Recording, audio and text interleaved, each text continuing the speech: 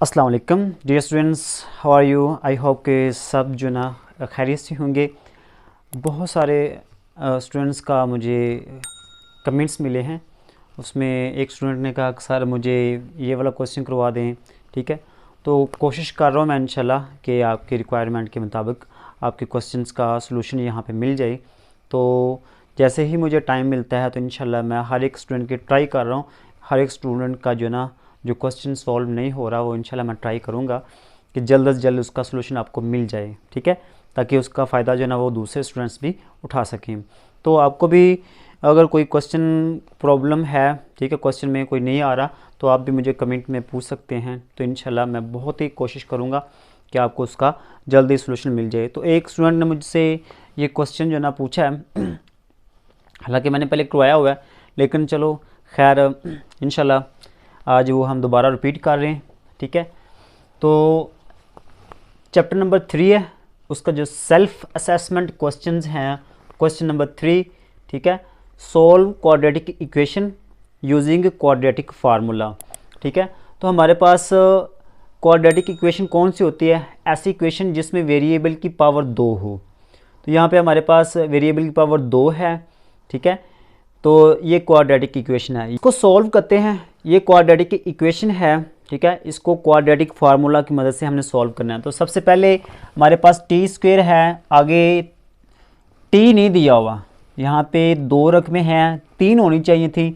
T square है, T square के बाद अकेला टी आना चाहिए, फिर उसके बाद बगैर टी वाली रकम। ये एक कह लें एक तरतीब है, पहले टी स्क्वायर, ठीक है, यहाँ पावर 2 है, फिर 1 पावर, फिर बगैर टी वाली रकम।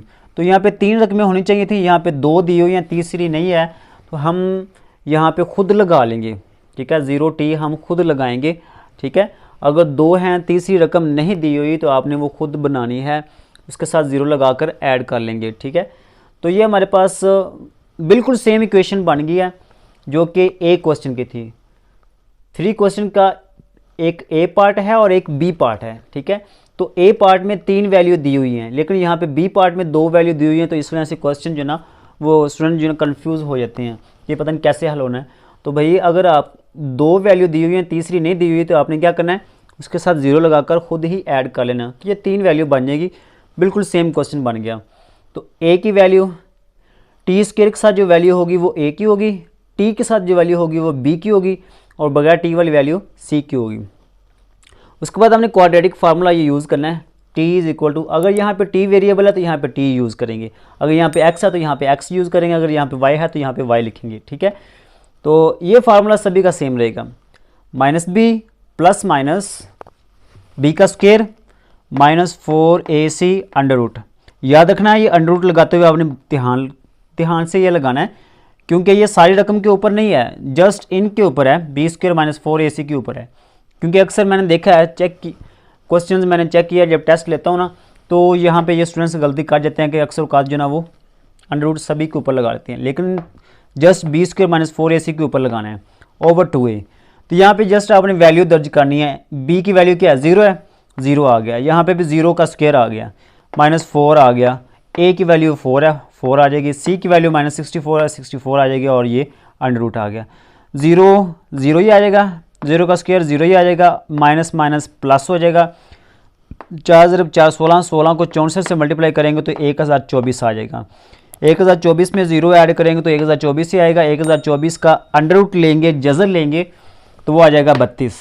ठीक है, अब 32 दो तरह का है, प्लस वाला भी है और माइनस वाला भी है, ये प्लस माइनस शुरू से आ रहा है।